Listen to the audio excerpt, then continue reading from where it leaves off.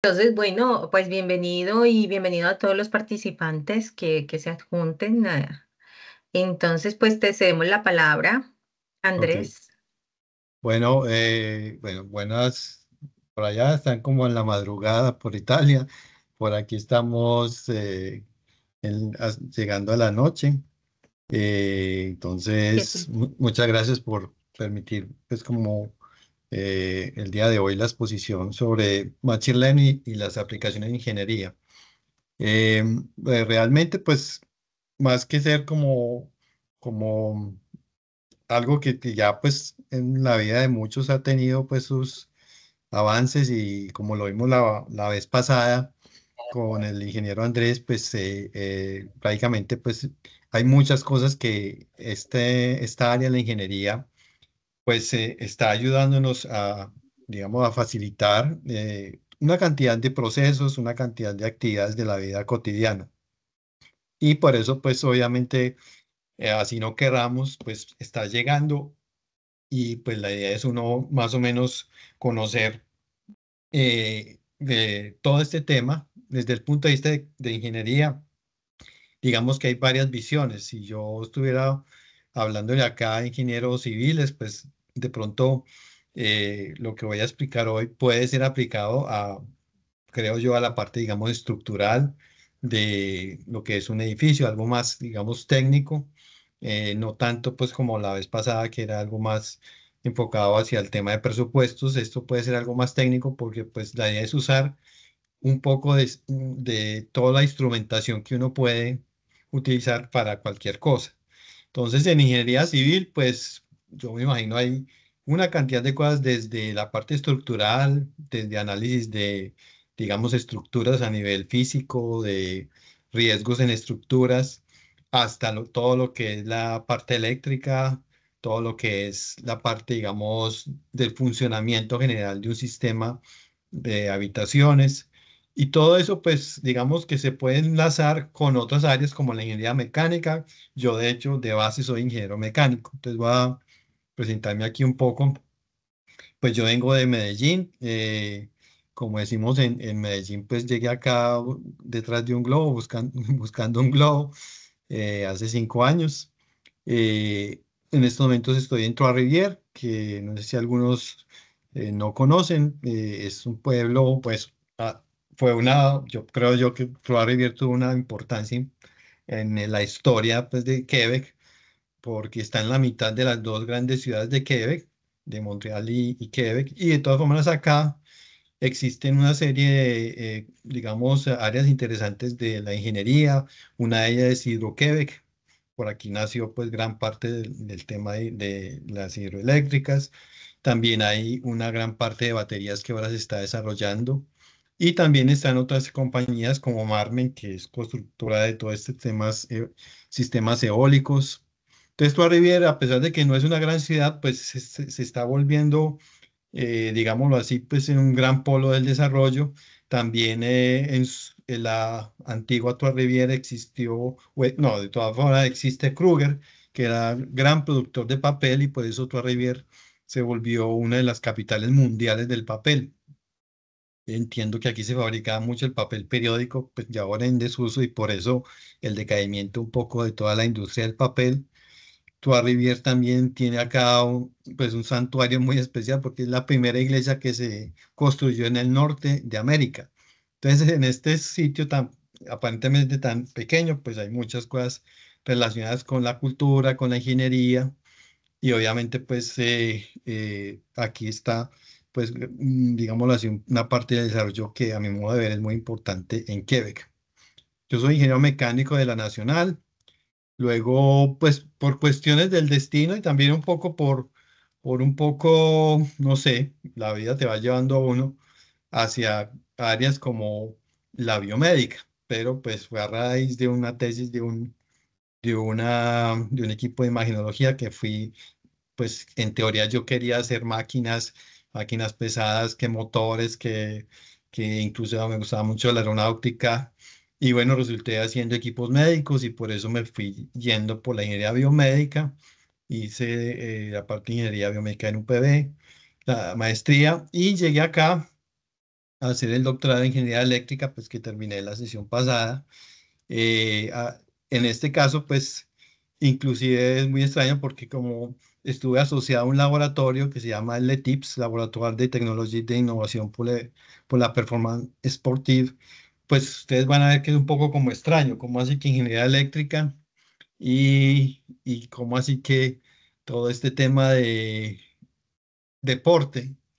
Realmente soy un bicho raro y eso me dificultó un poco, inclusive dentro del mismo departamento eléctrico, porque aquí pues entró a Riviero y como les digo, lo de hidroqueque pues hace que pues haya mucho nexos. De hecho, en la universidad está el Instituto del Hidrógeno, donde hay muchos doctorantes o de maestría. Está un nexo con Hidroquebec, que tiene unos laboratorios. El Instituto del Hidrógeno es algo pues maravilloso.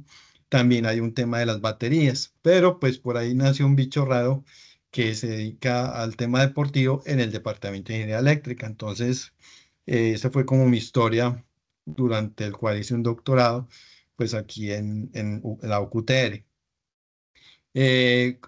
Curiosamente, Andrés, el que expuse la vez pasada, pues estaba hablando de los que le gustaba el triatlón, que estaba entrenando para un Ironman.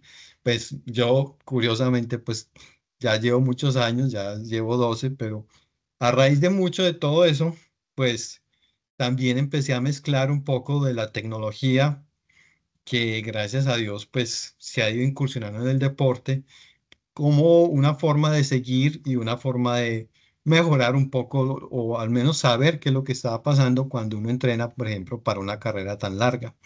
Entonces, obviamente eso fue como un hobby, pero resultó que pues aquí encontré un profesor que le gusta el tema y bueno, pues en realidad ese ha sido como mi área últimamente, sin descartar de que pues obviamente eh, la parte mecánica, los sistemas electromecánicos, pues también son para mí pues como un área de desarrollo.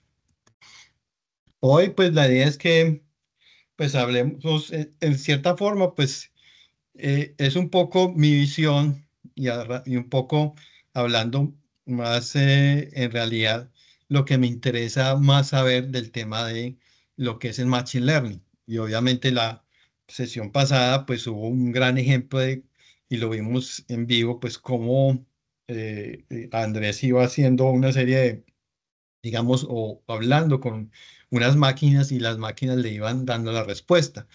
Entonces, un poco qué es lo que pasa ahí y realmente esa ha sido mi inquietud y en la medida de que uno utilice de cierta forma estas herramientas de forma adecuada, pues puede encontrar un poco más allá de uno simplemente hablarle a una máquina. Ahorita vamos a hablar de eso. Les voy a hablar un poco del software pues, que yo utilizo, aunque pues dentro de la batería de software pues están también todo lo que tiene que ver el MATLAB y el Python, pero pues por cuestiones también de interés, interés más como de que esto sea más viable hacerlo a la gente que de pronto no están ingenieros, de pronto inclusive a los kinesiólogos, que aquí en el deporte pues se usa bastante eso, pues realmente encontré que en RStudio pues se puede hacer muchas cosas que inclusive no tienen muy buen prestigio. Pero por ahí dicen, y bueno, yo de hecho trabajé varios años como profesor, que el mejor software es el que usted sabe manejar, entonces, o el que más usted usa. Realmente uno hablar que uno es mejor que otro es difícil, pero sí, ahorita vamos a ver un poco de eso, pues sí, se usa mucho Python, pero pues también hay otras opciones que de pronto pueden estar más asequibles a muchas personas. También hablar de los SIMU, es decir, los sensores inerciales. ¿Por qué? Pues porque como hemos estado hablando en el deporte, pues hoy por hoy, gracias a esto, pues tenemos información de un atleta de una forma muy, digámoslo así, fácil, entre comillas, nada es fácil, pero sí tenemos una forma más inmediata de saber qué está pasando con un atleta. Los SIMUs se usan también para la industria, pues un avión hoy por hoy no pudiera volar sin esto. Un robot, uno de 6 grados de libertad, pues necesita sensores para estar corrigiendo la posición. Una cantidad de aplicaciones que hay en ingeniería con los IMUs pues realmente son innumerables. Hoy va a ver una muy pequeña. Hablar de las redes neuronales y hablar de algún ejemplo rápidamente. Yo les cuento que realmente esto que presento tiene un trasfondo que durante mis estudios de doctorado pues realicé dos escuelas de verano. Entonces eran escuelas en las cuales experimentábamos eso, pues yo dictaba las escuelas de verano y realmente pues la idea era mucho vulgarizar como la palabra pues aquí se usa o en cierta forma mostrar cómo podemos trabajar con IMUS y yo tuve como estudiantes eh, desde personas que trabajan en las finanzas hasta médicos, imagínense, ingenieros, sí, y kinesiólogos, fisioterapeutas, gente que no sabía nada de redes neuronales y terminaron haciendo redes neuronales. Entonces, un poquito lo que me ha interesado es mostrar que esto es muy fácil y evitar, digámoslo así, evitar decir, no, es que de pronto hacer una red neuronal es muy complicado y no, sino que puede ser viable y simplemente lo que tenemos que hacer es explorar un poco. Para aclarar un poco los temas, pues realmente yo no hago inteligencia artificial, pues es una parte de la inteligencia artificial. Yo estoy como en la mitad para abajo, es decir, que es la IA, pues sí, es el diseño y construcción de algoritmos capaces de imitar las capacidades del ser humano. Y obviamente ese algoritmo es capaz de tomar una decisión, capaz de mover un actuador, capaz de girar algo o capaz de sugerir algo o capaz de hablarte, o capaz de imitar alguna imagen. En realidad, pues son algoritmos que son complejos, pero que combinan un poco lo que yo he trabajado. Machine Learning, de otro lado, es eso que yo sí hago, que es como una rama de la inteligencia artificial que permite aprender de los datos. Es decir, que yo necesito muchos datos para que el algoritmo aprenda de esos datos. Y más profundamente está el Deep Learning, que es un subconjunto del Machine Learning y es el que se basa un poco en lo que conocemos como las redes neuronales, por ejemplo. Eh, Aquí, por ejemplo, voy a ver si me dicen si pueden ver esto. Ahí están viendo una cosa de Instagram. Eh, Se ve un vínculo. Espérate un momentico, voy a parar aquí. No, es una cosa como curiosa, pero eh, si lo puedo mostrar. Acá. Ahí lo ven. Están viendo como algo de Instagram. Sí. Ujú. Ok.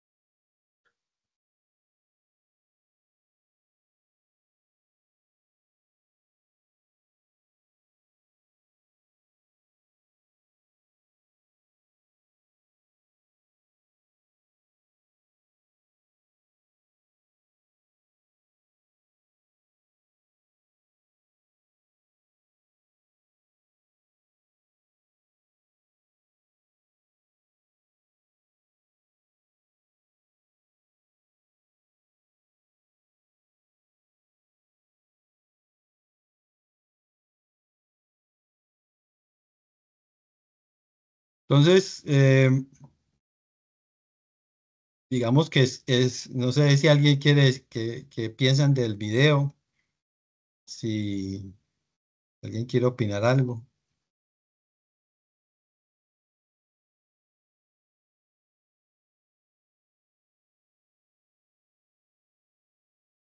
Si alguien, a mí, por ejemplo, pues como les digo, realmente hemos llegado un poco, pues ahí está un poco burlándose un poco de la situación, pero puede ser posible muchas cosas. Digamos, hoy en cirugía los robots también están operando.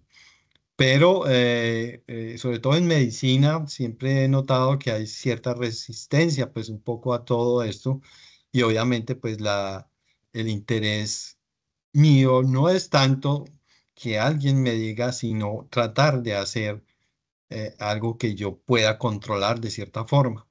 Y entonces es lo que yo me he dedicado pues en los últimos 5 años que vine a hacer mi doctorado acá.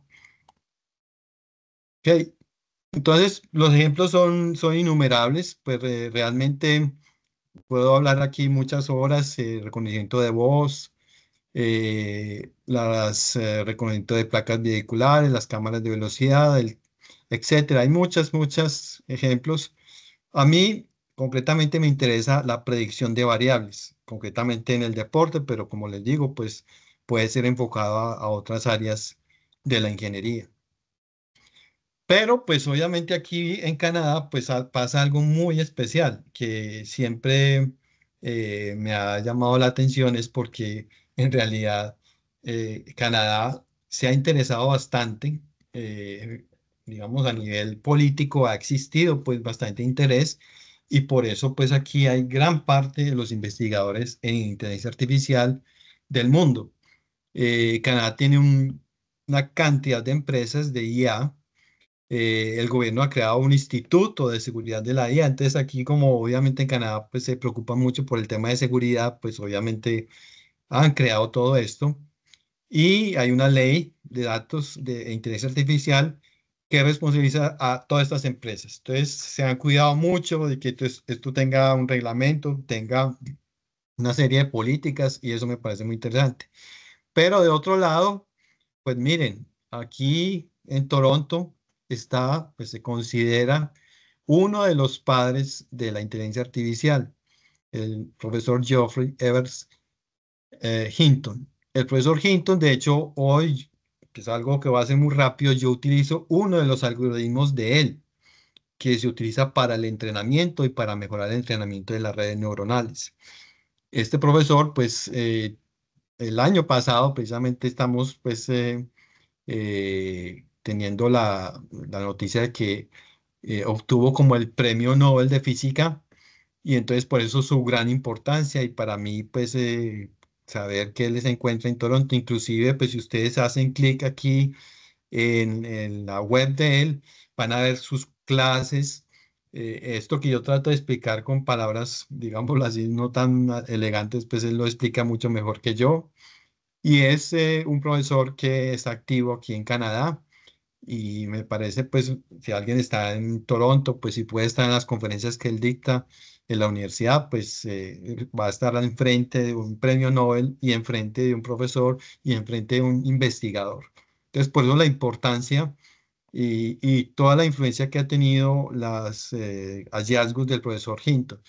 A mí, a mi modo de ver, es que van a ver ustedes que uno utiliza un software, pero realmente los que hacen todo estos algoritmos son para mí los más tesos, porque dentro de cada función que uno utiliza, puede ser en Python, MATLAB o en RStudio, pues hay una cantidad de matemática y ellos son los que han hecho esto. Entonces, uno realmente está usando cosas de una manera muy, digámoslo así, muy rápida, muy fácil, pero los que se quemaron el coco fueron ellos. ¿Por qué? Porque han establecido la matemática que hay ahí, la álgebra que es bastante compleja. Y por eso, pues, es el desarrollo tan importante de Canadá acá. Y este otro, pues de pronto ustedes se lo van a encontrar mercando en un supermercado. Está en Montreal. Es el Josa Bengio, el profesor también considerado como el padrino de la IA. Es profesor de la Universidad de Montreal y él obviamente también ha aportado una cantidad de avances, como les digo los trabajos de ellos son tan interesantes porque nos muestran pues unas funciones que realmente uno lo que hace es simplemente utilizarlas, pero como les digo, detrás de eso hay una gran ingeniería informática y obviamente también ha recibido premios. El año pasado, precisamente, el profesor Benjo está en la lista de los 100 personas más influyentes. Aquí pueden estar yendo a todo lo que es su web.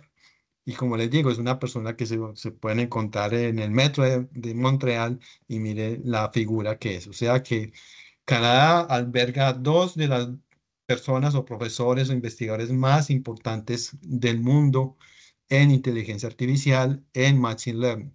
Y por ello ha sido su trabajo uno de los más importantes, es que han desarrollado institutos como el MILA, que es este, que anteriormente se llamaba Montreal Institute for Learning Algorithms, que nos permite pues un poco conocer una cantidad de posibilidades. Ustedes pueden ir allá, hay cursos, hay una serie de asesorías y son como lo que constituye pues todos estos institutos la posibilidad de que cualquier compañía, empresa pues vaya y consulte y haga en este caso desarrollos junto con ellos.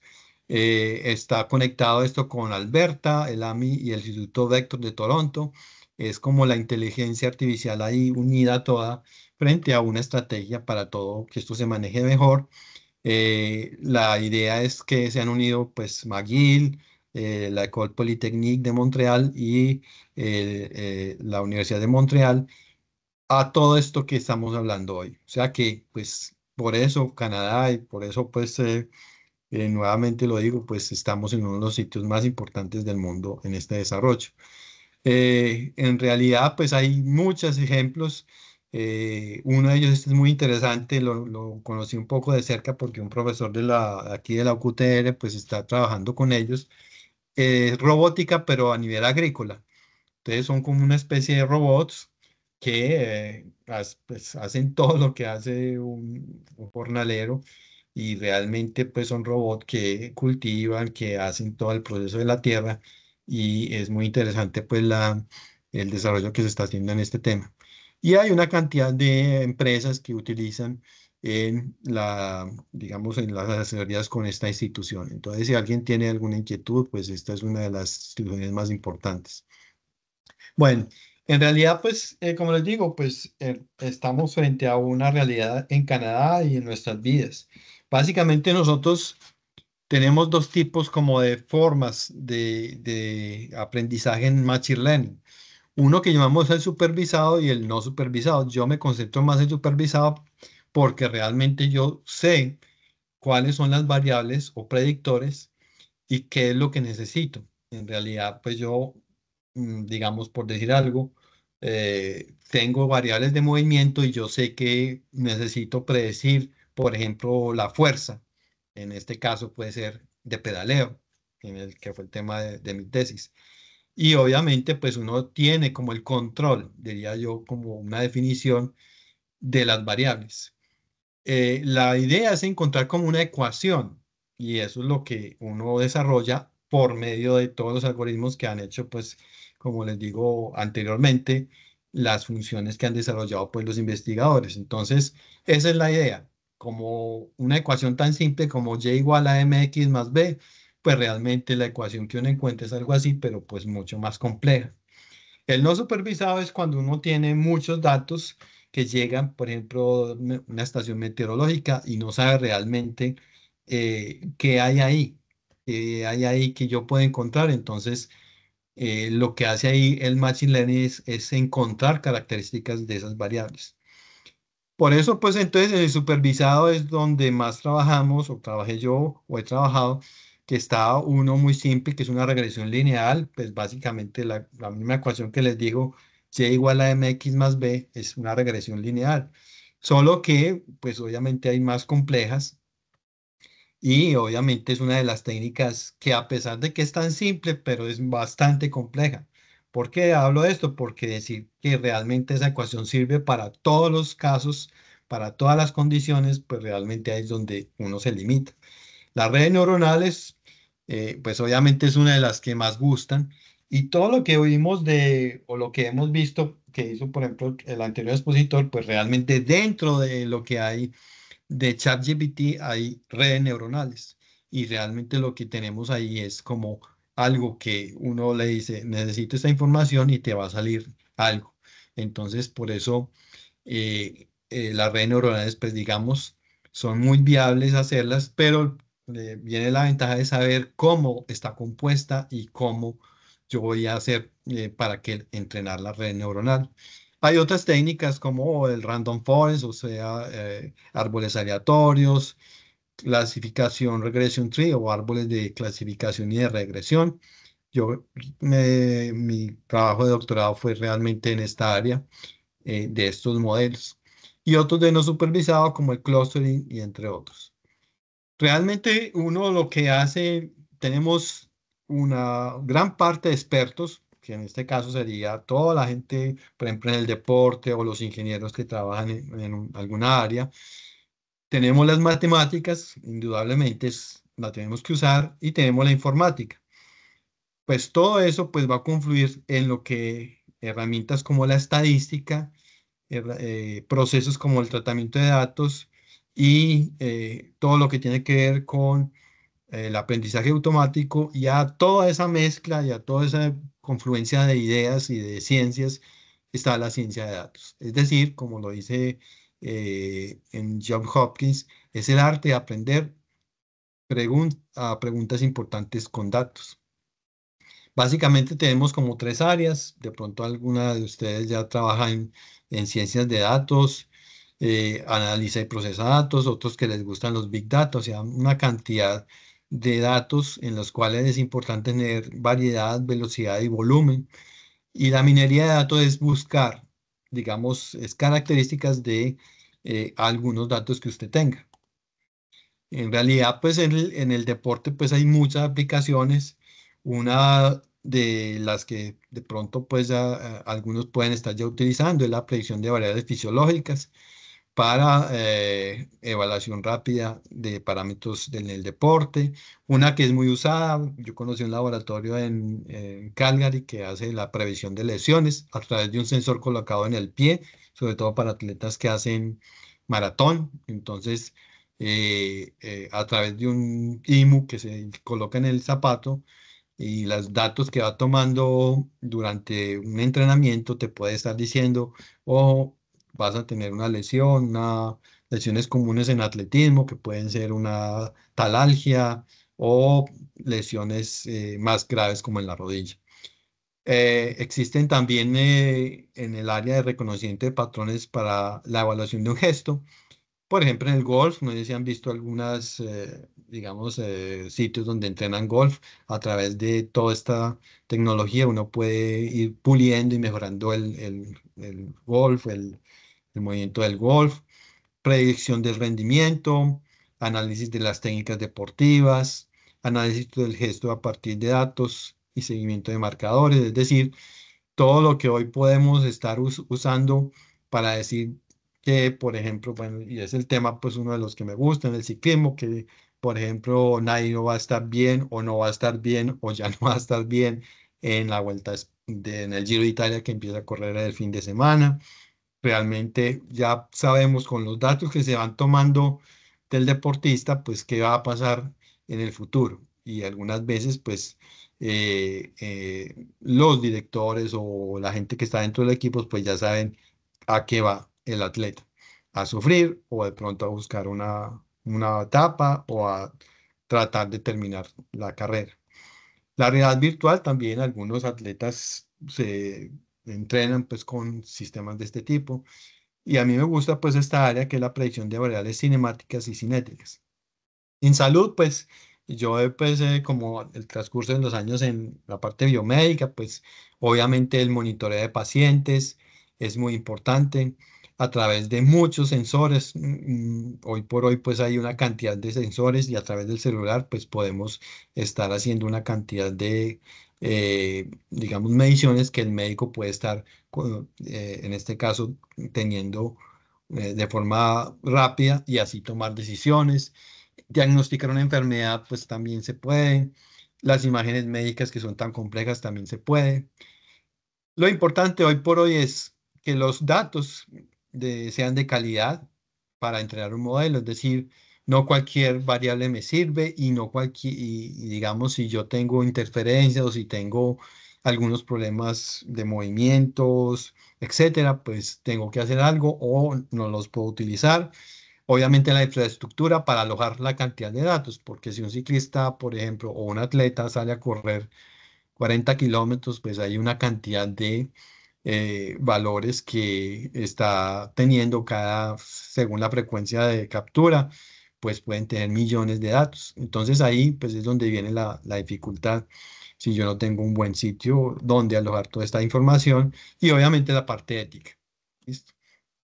Esto es muy claro, pues cada vez hay más, si yo pongo Machine Learning y biomecánica, pues cada vez hay mucho más. Y si pongo deporte, pues va en una curva ascendente.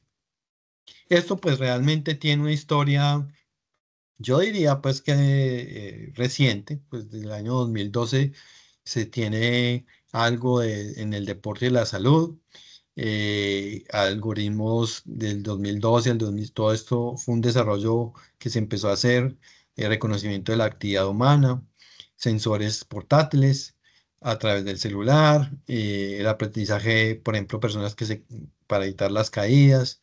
Todo esto pues ha tenido una historia y hoy por hoy pues llevamos cierto tipo de desarrollo, pero realmente yo digo esto es muy reciente y apenas estamos como aprendiendo. Hay una película, no sé si la han visto, de Brad Pitt, que habla un poco de un entrenador y esto es una historia de la vida real que de un equipo de béisbol utilizó a sí, un matemático, un desarrollador de software que le ayudó a través de los datos a hacer el equipo y realmente pues fue un éxito porque a través de los datos encontraron cuáles eran los jugadores que inclusive eran desechados por otros equipos o que eran casi que los más malos, pero encontraron parámetros a través de un algoritmo de Machine Learning y así se configuró el equipo y resultaron ganando. Entonces, pues hay casos como ese tipo. Y obviamente el deporte combinado con los wearables, con una cantidad de tecnología que ahora está disponible, pues nos lleva hoy por hoy como a encontrar de que esta es una actividad que vale la pena y que a mi modo de ver, pues aún así estoy hablando de deporte, pues considero que esto se puede usar en otras áreas. Aquí tenemos entonces a través de lo que es el aprendizaje supervisado, pues yo puedo o clasificar, predecir una variable como nos enseñó pues Andrés la vez pasada, a través de un software, un ChatGPT o alguna de la aplicación, o este es el que yo más uso, es encontrar una ecuación, una variable continua. Entonces esto ya lo vimos la vez pasada. Y esos modelos de regresión, entonces, una métrica que me interese, un valor, algo que con ese valor yo, como yo soy el que tengo que tomar la decisión que hago con ese valor, pues realmente yo pueda asesorar a alguien o encontrar un valor importante para que la persona, digámoslo así, pues deba mejorar el precio de un producto, el presupuesto, todo esto pues son los modelos de regresión. Y aquí viene un poquito, pues, en realidad RStudio, pues, ha sido un software que está ya hace muchos años, pues, yo combiné durante mi tesis desde MATLAB, un poco de Python y también RStudio. Pero como les digo, yo utilicé esto más para que cualquier persona que no tenga un bagaje en ingeniería lo pueda usar. Entonces, cualquier persona, como les digo, como digo, médicos, kinesiólogos, personas que realmente no saben programar. Y ese es como el objetivo. Si usted no tiene bases sólidas de programación, pues esta herramienta te puede servir bastante. Y obviamente otra gran ventaja, pues aquí las ventajas, es de código abierto, esto no es gratuito y es programación simple. Entonces, por eso se dice que la curva de aprendizaje de RStudio es mucho más, digamos, rápida. Tiene mucha parte de estadística y obviamente, como les digo, todo esto que hemos visto de la inteligencia artificial, de Machine Learning, pues está la estadística ahí metida. Entonces, En este caso, pues es una herramienta muy buena. En investigación biomédica ha tenido una alta demanda. Y quizás yo pienso, como les digo, es que médicos pueden hacer cosas con esta aplicación y obviamente pues eso facilita las cosas. No hay necesidad de ser ingeniero para programar en Python, como lo se hace en Python. Pues por eso inclusive, como son lenguajes de ingeniería, pues Python sí ha ganado, C, C++. Estos son los tres más importantes en Machine Learning.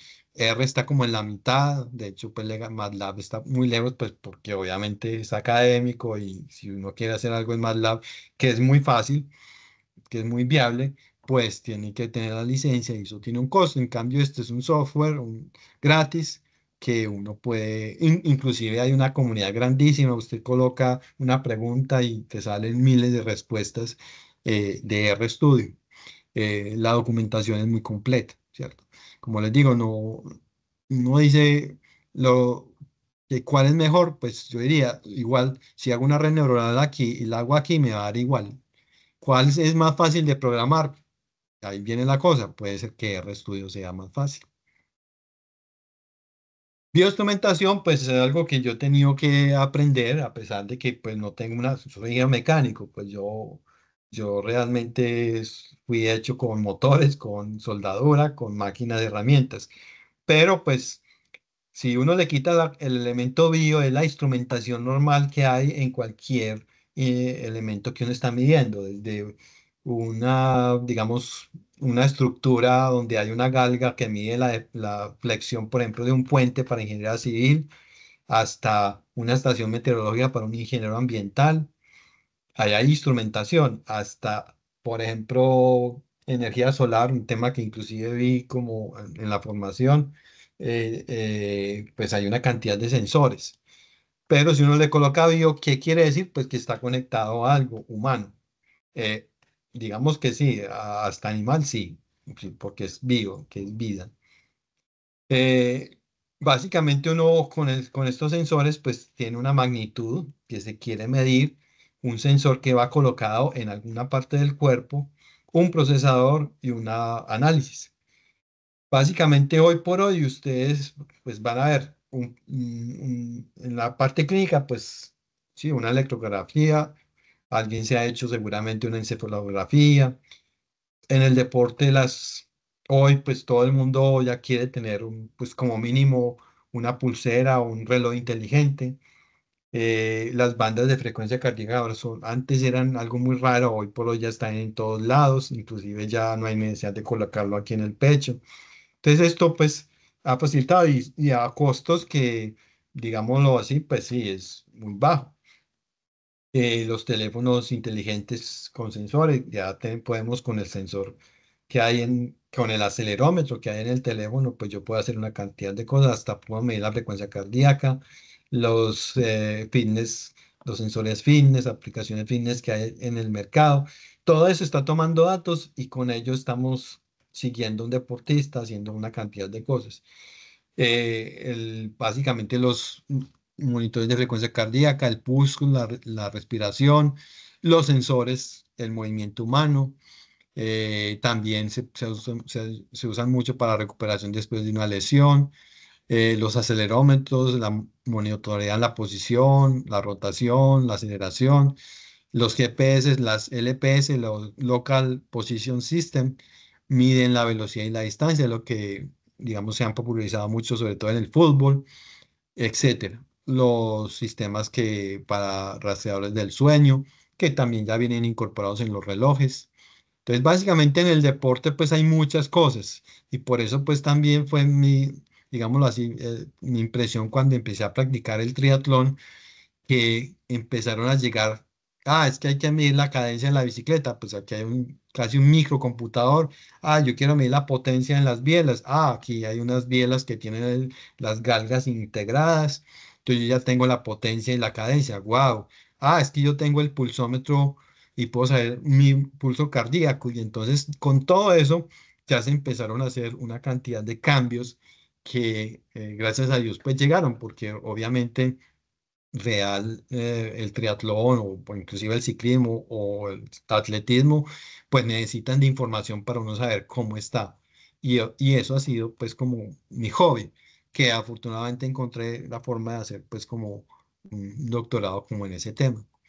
Pues esto, como les digo, ya hay un sistema Leomo que se usa para, que es wearable, que usted se va con esto y te va orientando. Si quiere, lo tiene estático en un laboratorio o también puede ser en una pantalla que se coloca en la bicicleta como esta y uno va teniendo datos de ángulos y entonces te va diciendo, oh, hay una parte que usted está haciendo mal el gesto de pedaleo. eh, Hay un parámetro que usted lo debe buscar y entonces va viendo que eso se pueda realizar. Este es como les había dicho, un wearable que se coloca en el pie. Con esto, por ejemplo, en Calgary, en un laboratorio que haya, hacen estudio del apoyo plantar y es básicamente un wearable que va, o un IMU que va en el pie, uno solo, en ambos pies. Entonces, con esto, pues yo tengo una cantidad de información.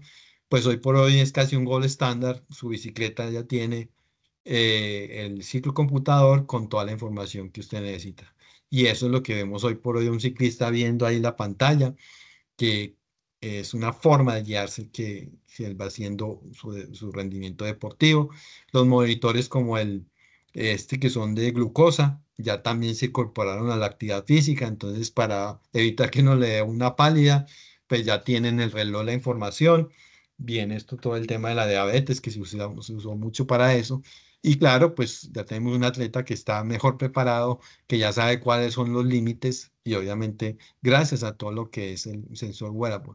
Y este que es uno muy nuevo, pues que se está usando para la temperatura corporal, este tiene un algoritmo que predice también la temperatura interna del cuerpo y con esto pues va guiando también todo el tema de sudoración, si se están perdiendo líquidos, etcétera. También lo mismo para evitar una crisis y evitar todo lo que tiene que ver con fatiga, etcétera. Entonces los IMO realmente es algo, pues, ¿cuánto vale un IMO? Pues si usted mira en Amazon hasta conseguimos de $25. Pues hoy por hoy esto es algo muy, muy viable. Hoy tenemos los sensores que van completos. ¿Con qué? Con acelerómetro, giróscopo y magnetómetro. Estos IMU, pues, como les digo, se usan en muchas aplicaciones en la industria. Con un IMU uno puede medir vibración, con un IMU puede medir la deformación de un puente, con un IMU puede medir todo lo que quiere de movimiento. La aeronáutica, pues, necesita este tipo de tecnologías para poder guiar un avión y para saber la posición del avión. Entonces, toda esta tecnología hoy por hoy se ha integrado en una cantidad en la industria, en la rehabilitación biomédica, en la robótica, los sensores que se colocan internamente en un robot, pues nos van dando información de la posición de los brazos. Mm, Esto es lo que les digo del sistema de navegación, inclusive se pueden instrumentar elementos como una pelota de béisbol para conocer la velocidad, la realidad aumentada para una cantidad de aplicaciones, pues lleva IMUs. Esto lo ven mucho ustedes, me imagino que se usa en hockey, se usa en soccer, en fútbol americano. Es una compañía que básicamente es un GPS y tiene integrado todo un sistema de posicionamiento, inclusive el pulso se puede medir, entonces con esto se sabe mucho información del atleta. En ergonomía, que es un tema que es muy interesante para las industrias, se coloca un IMO en una parte del cuerpo. Es una compañía de acá de Canadá. Yo conocí un poco de este desarrollo a raíz pues, de una necesidad que tuvimos en el laboratorio. Y entonces, para saber si realmente un soporte para levantar cargas funcionaba bien, pues usamos IMUs para esto. Entonces, hay una cantidad de necesidades a nivel de ergonomía, hay unas normas que hay que cumplir y todo esto pues se hace gracias a los IMU. Entonces miren que no solo en deporte, ergonomía, la parte humana, pues podemos estar haciendo mediciones con este tipo de sensores. Esto es una de las compañías más usadas en el entorno de ingeniería biomédica, Exens, que permite pues estas mediciones. Y la idea es que uno calcule estos ángulos en la medida de la necesidad que usted tenga. En el IMU, pues cada vez más tienen más impactos, lo mismo que les he mostrado, más aplicaciones. En realidad, esto es algo que está en nuestras manos, está en todas partes. Entonces, básicamente, el código, pues voy a mostrar rápidamente qué hace uno. Uno hace una fase de preparación, colocar los IMU, la captura y el procesado. Uno tiene un protocolo que viene de la compañía y se le coloca donde uno, más o menos el protocolo diga, esto no necesita ser preciso, y con toda esta información yo puedo saber los ángulos que está haciendo la persona en el espacio. Entonces, la fase de captura es cómo se hace y esto es todo lo que uno realmente hace en el código. Pues no vamos a ver un código, pero un poquito trayendo, aquí creo que salió un tema del tiempo. Creo que se va a apagar. Eh,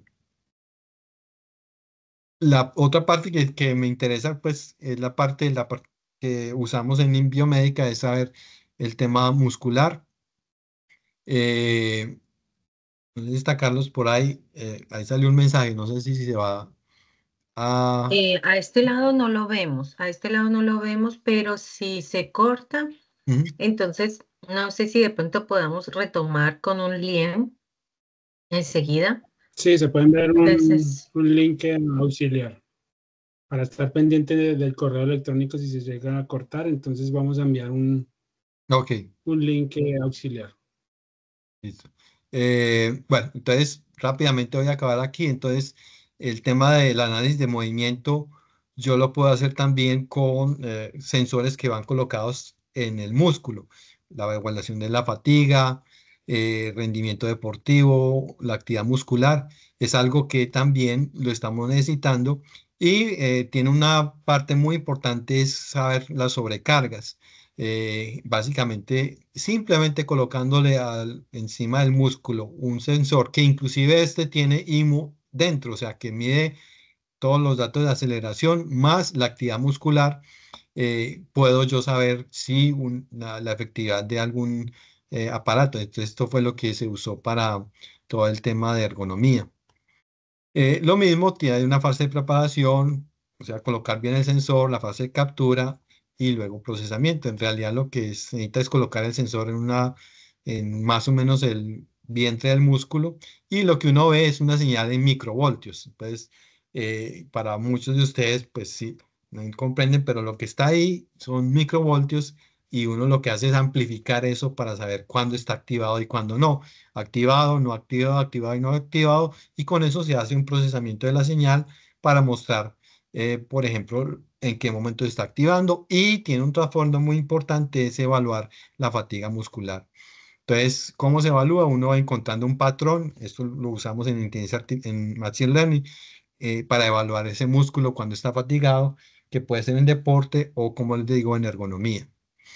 Y finalmente, las redes neuronales, en realidad, pues es algo tan simple como tener una serie de variables de entrada, unos pesos, estos son como pesos, y digámoslo así, un elemento que una todo eso, que en realidad es como una función matemática, para producir una respuesta. O sea que esta respuesta o la variable dependiente es igual a la función de todas estas, digamos, variables que tengo acá. ¿Cuál es el detalle? Es encontrar el peso de cada una de las variables. Entonces, eh, en eso, pues podemos tener 10, 20, 30 variables de entrada, o sea, capa de entrada, una capa de cálculo o que llamamos oculta y una capa de salida. Esto es una red neuronal. ¿Y cómo se hace una red neuronal? Pues básicamente entrando datos y buscando cuántas de las neuronas necesita el sistema para calcular el dato que yo quiera conocer. Entonces hay muchas redes neuronales de varios tipos, unas que llaman hacia adelante o feed forward, feedback recurrent neural network, que yo utilicé estas dos. He utilizado las redes convolucionales y otras como las MLP y las RBF. Hay muchas, es decir, en realidad esto es un campo muy amplio, y pues uno puede escoger una u otra para uno de otro objetivo. Las que llaman una sola capa, las que tienen solo capas de salida, una de entrada. Las de multicapa tienen varias capas a la mitad. Y la recurrente es cuando los datos regresan otra vez, se hacen recálculos y otra vez sale la información.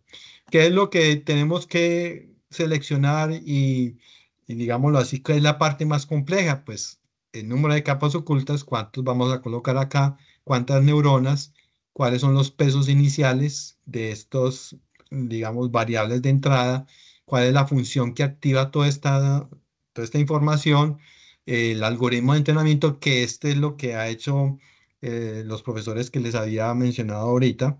Estos son los que han desarrollado estos algoritmos, la velocidad con que esto aprende y en qué momento termina la red de, digamos, de calcular.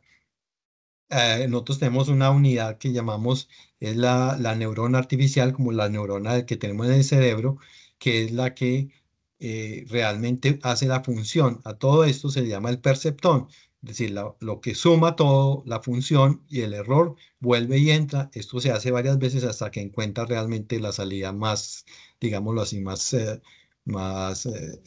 con menor error. Y la función, pues hay varias, esto todo lo aprendimos, yo me acuerdo de esto en matemáticas, en la universidad, inclusive en el colegio, hay varias funciones que usamos para, digamos, desarrollar toda esa información y pues una de las que más se usa es la sigmoide o logística. Aquí están varias. Estos son los algoritmos de entrenamiento. Este es uno de los algoritmos que he utilizado y realmente pues lo que vemos en Siri, en ChatGPT, adentro lo que hay es una red neuronal con alguno de estos algoritmos de entrenamiento. Unos funcionan bien, otros no, y eso es lo que hay que probar. Bueno, entonces no sé, eh, voy a abrir un poco aquí la aplicación, no sé si se cayó, estamos bien todavía. Sí. Finalmente no se cortó, Ah, bueno, está bien. entonces voy básicamente para terminar, simplemente les quería mostrar un poco lo que es RStudio. Como les digo, esto pues no se trata de dar un curso de Machine Learning. RStudio tiene como 4 ventanas. Estas ventanas, en realidad, pues, donde, digamos, hacemos la programación en esta primera. Todas estas son las funciones que utilizamos o librerías para lo que es digamos, cada librería tiene otras subfunciones. Entonces, las que se usan para una red neuronal son estas dos y hay más. Y digamos que mucho dependerá de la capacidad del computador, de otros, bueno, digamos, parámetros, pero en general, todas estas son las funciones que usamos para hacer una red neuronal. Aquí hay otras para graficar, hay otras de temas estadísticos, otras para leer, por ejemplo, con esta se lee un archivo en Excel, por ejemplo. Entonces, uno lo que hace primero es cargar las librerías, que como les digo, uno las va buscando y simplemente lo que hace es cargarlas.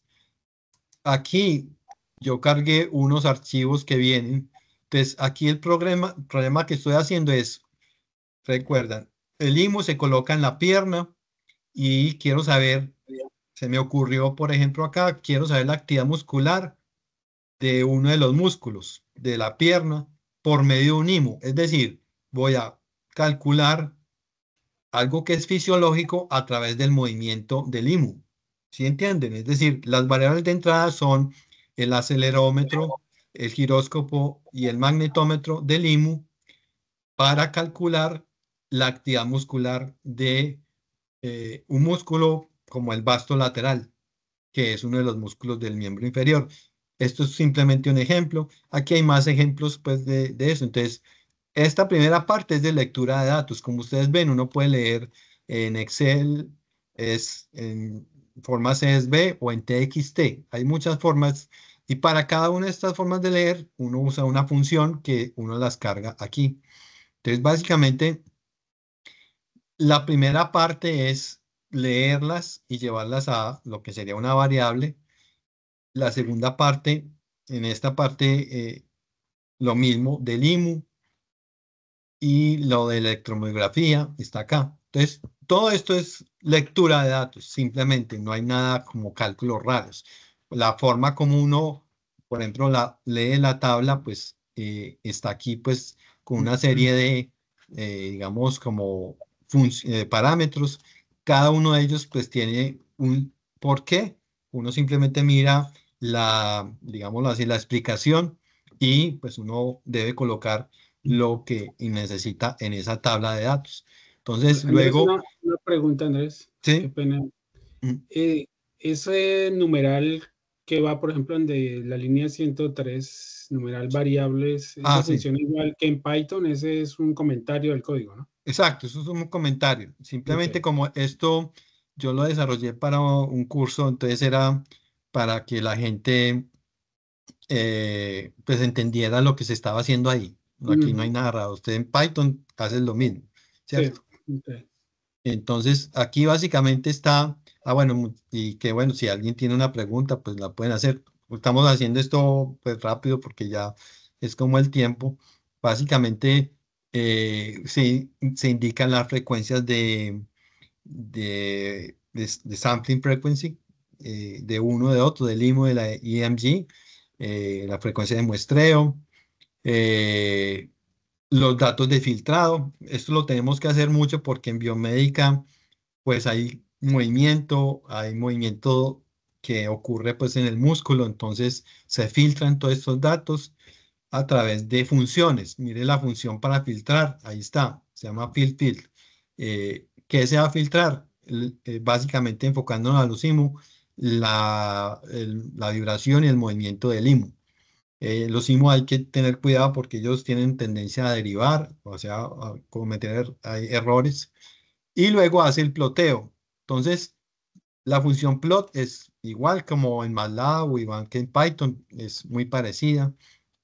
Los títulos, todo esto son plot, y ahorita aquí las estamos viendo básicamente lo mismo. Esto es para hacer el cálculo del ángulo con el roll, pitch y yaw de los IMU. Esto es para calcular el ángulo que viene de los acelerómetros.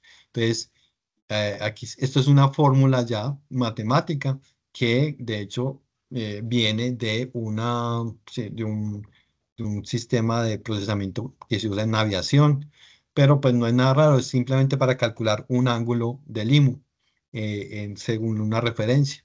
Lo mismo acá y finalmente salen el ángulo que vemos aquí. Por ejemplo, este es el ángulo yo, o sea, de la dirección yo del IMU que va en el muslo. Entonces, el muslo está haciendo un ángulo de 20 grados, en este caso negativos.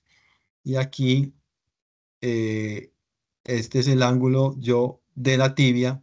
Esto es un movimiento de pedaleo. Está haciendo 60 grados. Entonces, yo sé que ese músculo, que esa parte de la pierna, la tibia está haciendo 60 grados y el muslo 20 grados cuando va haciendo el pedaleo. Entonces, esto es después de filtrar, de hacer todo, uno puede ver esto. Y la electromiografía se hace prácticamente lo mismo. Se hace la lectura de los datos, esto es la lectura de datos, se hace el filtrado, ahí está el filtro, se hace un procesamiento que se llama el RMS y se hace un suavizado para uno finalmente obtener, esta es la señal de electromiografía de dos músculos, el vasto lateral y el bíceps femoral. Entonces, estos músculos, estas señales muy difíciles de comprender, entonces, todo este procesamiento es para que básicamente lleguemos a esto que está acá, que llamamos una señal normalizada. Es decir, está la activación muscular que tengo acá. ¿Cuál es el problema de la electromiografía? Pues porque en general el equipo para medir la actividad muscular es muy costoso y hay que hacer todo esto. Entonces, por eso le interesa aquí que a través del IMU, que es más barato, como les digo, si yo coloco dos IMU en la pierna que valen $25, pues yo pudiera hacer con una red neuronal calcular la actividad muscular de ese músculo a través de una red neuronal, inclusive de una regresión lineal. Entonces, todo eso es como lo que se busca en inteligencia artificial o en machine learning es, yo tengo unas variables y yo puedo predecir otra variable con los datos que vienen de esa variable. Entonces, aquí vemos estos plots y finalmente se hace una interpolación porque como tengo dos tipos de, digámoslo así, dos frecuencias de muestreo diferentes, entonces tengo que hacer que las dos sean igual. Y con eso, pues finalmente llego a esta figura final, es aquí, que es esta pues ya rectificada y lista para uno procesar. Está el vaso lateral, los picos, si ven los picos, este es un pico, es cuando está el punto máximo de flexión y el punto menor es cuando el ángulo es menor. Ángulo menor, actividad muscular menor. Entonces, yo necesito hacer una red neuronal que a través de los datos del IMU yo pueda predecir esta actividad muscular. Entonces, aquí podemos hacer rápidamente un primer modelo, que es, por ejemplo, una regresión lineal. Esta sería como la variable que yo quiero calcular. Y aquí tengo todas las variables de entrada, el acelerómetro y el giróscopo, y los ángulos de Rob, Pist y Yaw. Eso simplemente es un modelo básico de regresión lineal múltiple. Es decir, es como si yo tuviera aquí una cantidad de X, pero cada una de ellas tiene un peso. Y aquí está, por ejemplo, si yo corro este, por ejemplo, aquí está la ecuación de digamos, del acelerómetro y el peso que tiene. Aquí están los pesos. Y ya estas son las medidas estadísticas. Yo puedo hacer una ecuación con esto y el, bueno, esta es una medida, bueno, no sé si alguien conoce el R al cuadrado, o sea, qué tan cerca están los datos de una línea, es de 0,83, o sea que estamos muy cerca. Y un error RSE de 0,07, o sea que es una muy buena, digamos, en este caso, predicción.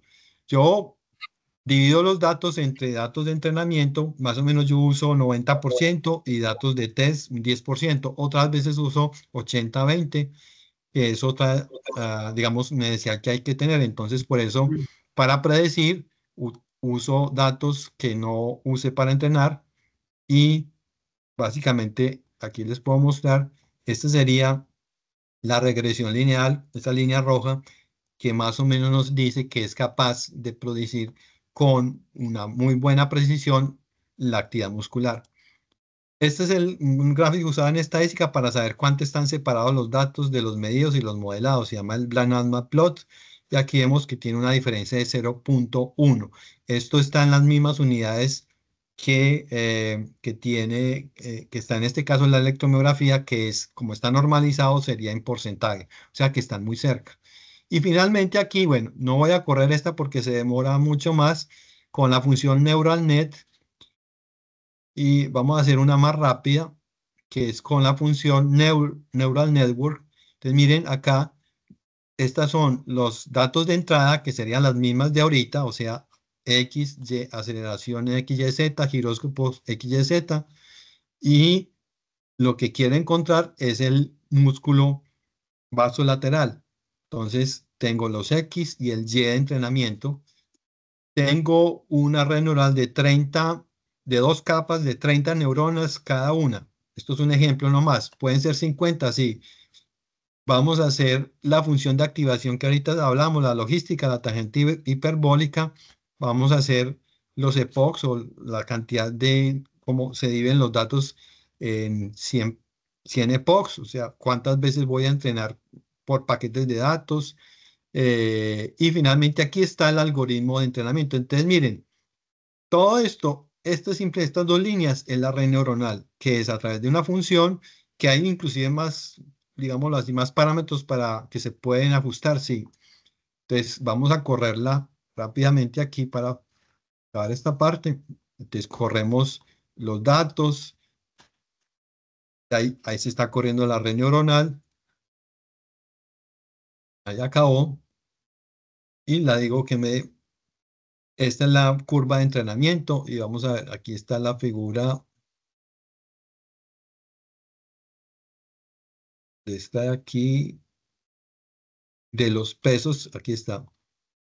Esta es la red neuronal con los datos de entrada, una de las capas ocultas, la primera y la segunda, y el resultado final, que es el músculo vastolateral. Entonces, si lo queremos ver en una gráfica, ¿qué tan cerca está? Ahorita dio 0,83, la regresión lineal, pues ahora vemos cuánto va a dar. Miren la regresión lineal que hizo, digamos, y R nos da 0,98, o sea que están más cerca los datos, llegamos a tener una capacidad de, aquí lo vemos finalmente, de predecir la señal del vasto lateral es lo rojo, es lo que predice, y lo azul es lo real. O sea que esta red neuronal es capaz, a través de un par de IMUs, de predecir la actividad muscular de un músculo, en este caso usado para una actividad muscular como el ciclismo.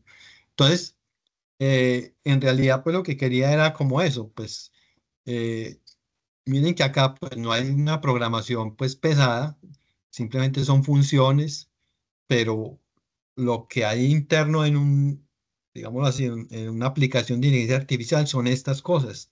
Son redes neuronales que son capaces de darnos un resultado. En este caso, pues con un poco de escritura y un poco de darle sentido común a las cosas, pues se logran cosas como estas. Esto es una aplicación en biomédica, pero repito, pueden haber otros intereses, otras variables y exactamente igual se procesan. Es decir, se toman los datos, se hace un acondicionamiento, una limpieza, digámoslo así, una preparación.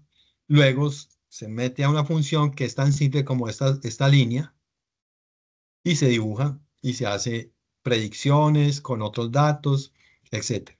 La validación de esto es, mientras más datos yo tenga, pues se supone que va a ser mejor. Entonces, todo esto es como, digámoslo así, una herramienta que pueden tener ustedes disponible, y pues inclusive no hay necesidad de hacer un curso. Ustedes mismos con RStudio van empezando a hacer cosas, simplemente leer datos y ven que fácilmente pueden hacer redes neuronales con lo que estén necesitando hacer. Entonces, en esencia, pues ese era como el mensaje de hoy. Eh, no sé si tienen preguntas, si es un poco extraño hablar de estos temas, de pronto no sé cómo ingenieros hay de todo acá, pero pues bueno, la idea era como esa. Sí, pues igual lo que Andrés dice es, pues obviamente el ejemplo está enfocado en biomédica, pero pues se puede aplicar a cualquier dominio de la ingeniería y a cualquier necesidad particular, ¿no? No es solamente, pues digamos, ese ejemplo en específico. Y Exacto. si yo tenía algunas preguntas, el RStudio tiene su propio, es un lenguaje de programación, yo entiendo, Sí. pero tiene su propia codificación, porque yo, por ejemplo, en Python tengo una sintaxis de programación, en Visual Basic otra, etcétera. Él trae su propia sintaxis o se parece a alguno de esos dos que veo que de Python, no sé. Pues, pues yo inicialmente yo trabajé mucho con MATLAB en las primeras partes, y las primeras redes lo hice con eso, y yo generalmente lo que hice fue, pues, ¿qué voy a hacer en MATLAB? Un filtrado, pues voy a buscar el filtrado, pero realmente no hay como algo muy estricto en ese sentido. Yo lo veo más es como que uno siga los pasos adecuadamente y haga la división de datos, haga el filtrado, todo eso prepare bien los datos, y luego entrarlos pues como a la red neuronal o a una regresión o a un árbol. De hecho, pues hoy mostramos solo un ejemplo. Los árboles son fantásticos porque muestran inclusive algo que no muestran las redes neuronales, y es algo que yo empecé a trabajar mucho, que es la interpretabilidad. quién tiene más peso. Pero todo eso, como te digo, es, yo quiero saber qué variable tiene más peso, entonces pongo la instrucción después de la red, pero no hay como algo muy estricto. De Ujú. pronto algunas cosas como de ploteo que pueden ser diferentes, pero no son muy diferentes lo que uno programa en MATLAB. Yo hice una parte también en Python usando librerías fue una aplicación que encontré con RStudio también. Entonces era programando en Python, pero usando RStudio para eso. Y Ujú. realmente no era algo tan extraño pues como para mí, que Ujú. realmente yo no soy de programación, como les digo, de Ujú. base soy ingeniero mecánico, de máquinas, de soldadura, de cosas mecánicas. Solo que por Ujú. eso, digamos, RStudio me ayudó un poco como a comprender más la programación. Seguramente si una persona enfocada más en la informática me dirá, no, pues ese código se resume Sí, no en claro. 400, sino en 100 líneas, sí, seguramente sí, pero, Ujú. pero realmente los loops, todas estas cosas de pronto son casi la misma cosa. Lo que yo no vi pasar fue, eh, toda esa aplicación tiene parámetros, por ejemplo, para decir si cumple el parámetro de, un ejemplo, si pasa no es exactamente sobre el ejemplo, pero si se pasa de 50 grados centígrados, entonces está por fuera de un parámetro. Si está por debajo de 30, está fuera del parámetro, digamos como por cada medida que exista alguna norma en donde se encaje, pues digamos, los Ah, parámetros normales de cada cosa. pues bueno, yo dentro de pues en realidad pues sí, esos parámetros son los que ya entramos a analizar. Yo en en la tesis mía, yo trabajé sobre el tema de la eficiencia de pedaleo, que tiene unos parámetros.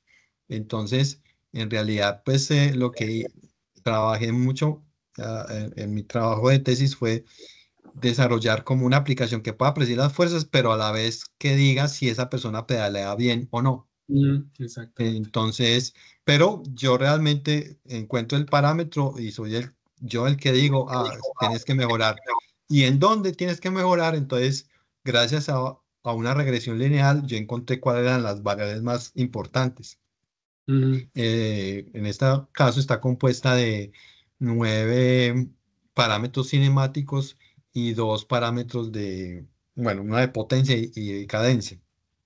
Pero realmente, pues, esos parámetros se descubren mucho también con un árbol de regresión, Ujú. que él es capaz de encontrar los límites a través de operaciones de mayor o menor. Si es mayor que esto, entonces esto. Y eso lo logró con un árbol de regresión. Mm.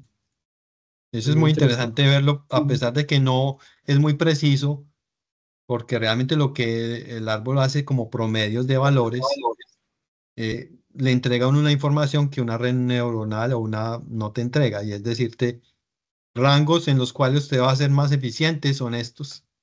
Ujú. Y eso es una herramienta muy buena a través de un árbol y él hace un gráfico como un arbolito con ramas y las hojas son los resultados y en cada división de las ramas te entrega el parámetro que te dice, si es mayor que esto, entonces va por este lado, si es menor que esto, va por este lado y en la medida que tú tengas de los datos, te va a decir el 50% de las personas o el 30% hacen esto. Eso lo Ujú. tiene un árbol de regresión. Por eso se llaman modelos como interpretables. Ujú. Una red neuronal se dice que es como una caja negra, pero en realidad eso es lo que tiene, por ejemplo, RStudio que no encontré en Python ni en MATLAB. RStudio tiene una función o que es solo para una capa y te dice, te ordena, se llama, es un algoritmo de Garson se llama, que es como el investigador que lo creó, que te dice cuál es más importante y cuál no. Entonces, es un gran avance. Eso es lo que llama abriendo la caja negra. Me acuerdo del artículo Open Black Box de red neuronal, porque realmente uno saber, si ustedes ven los cálculos que eso hace, pues son muchos cálculos rápidamente. Entonces, eh, eso hace perder un poco el tema de la interpretabilidad, ¿cierto? Bueno, gracias por la aclaración. Mm. No Pues sé si muy hayan interesante, la preguntas. verdad. Bueno, bien técnica, pero pues súper interesante, de verdad. Muchas gracias, Andrés. No, con Me mucho gustó gusto. bastante y como tú dices, ojalá que pues la comunidad que pues tiene esta especialidad en Machine Learning pueda como adjuntarse como todos y que puedan hacer como una red, pues precisamente este tipo de formaciones son las que nosotros Mm. colocamos en nuestras páginas de web y así pues la gente se va enterando que hay más gente como con esa especialidad y pueden hacer un tipo de comunidad que pues puedan discutir sobre estos Sí, temas técnicos. Súper sí. chévere. No, inclusive yo pude hacer dos, esto es un curso de 40 horas sobre Machine Mm, Learning, en donde ya se exploran todas las técnicas. Aquí, pues aquí vimos rápidamente, pero es como una escuela una escuela de verano que son muy comunes acá en Canadá. Se hace pues una semana completa, 8 horas en las cuales pues se estudian las técnicas, como se ayuda a programar, si eso se puede llamar así, o como que las cosas sean bien ordenadas y tener resultados. pues sí, súper chévere. De verdad, no sé si alguien del grupo, los que estamos aquí, tenga algún conocimiento relacionado a esto mismo, que de pronto quiera compartirnos o que de pronto nos quiera presentar su perfil profesional pues de pronto hacer 5 minutos de resotage aquí. Tengo aquí a Santiago Jaramillo, creo que tú ya hayas participado en estas charlas o apenas... Mm, Es la segunda charla, pero no de Machine Learning. Y no, me pareció muy interesante. Yo también soy ingeniero mecánico y de hecho estoy aquí Mm. a 2 minutos de la universidad. Me pareció muy, muy curioso Ah, mira. eso. Y yo trabajo en el medio de la construcción. De hecho, montamos una máquina, una máquina de Sherbrooke de papel para Kruger. Mm. Y hoy en día se está utilizando mucho, pues sobre todo, digamos, es curioso, pero en el medio de la construcción, donde yo estaba industrial en Quebec, no hay mucho avance con inteligencia artificial y somos digamos que las personas nuevas que estamos llegando de Latinoamérica, que le estamos metiendo algo de ChatGPT. Yo no sé si es un tema de generación o Sí. simplemente del sector, porque acá se trabaja mucho en la construcción industrial, que la persona es el tubero o es el mecánico o montador y empieza a adquirir experiencia en gestión de proyectos y sube. Pero pues con los computadores, ahorita estamos nosotros recolectando bases de datos para hacer montajes más rápidos, pero digamos que es un mundo desconocido realmente en lo que yo estoy trabajando.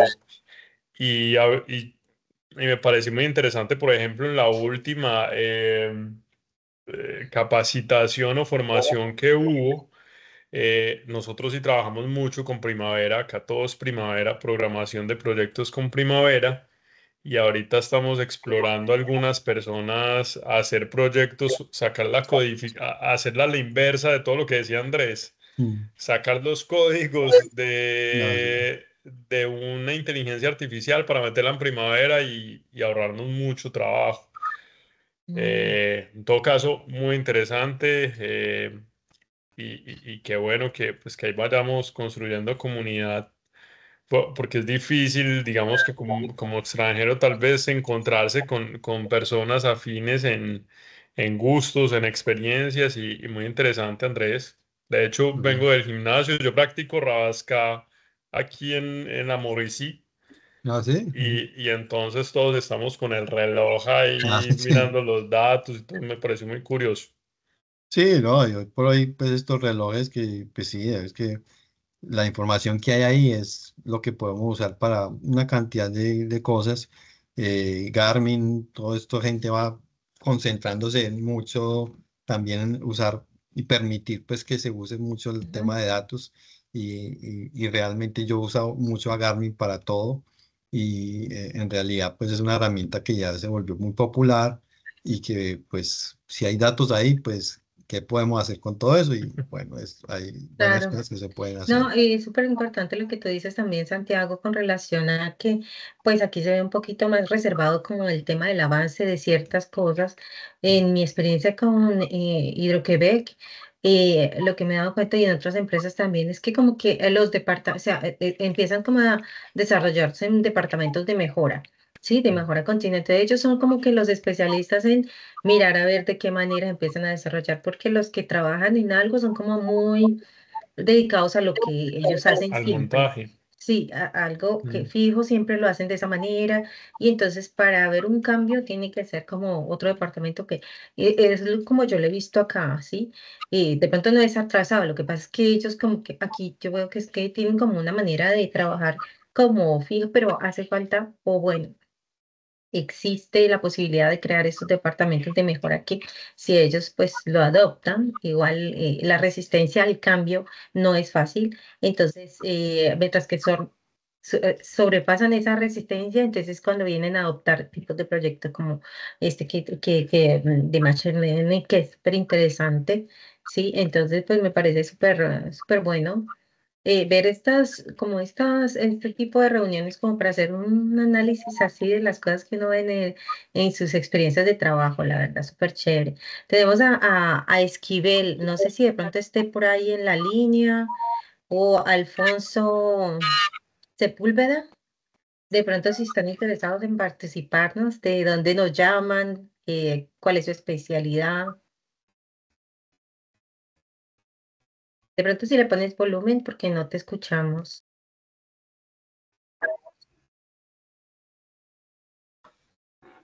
¿Ahí me escucha? Ahora sí. Ah, bueno, mi nombre es Gina Paola.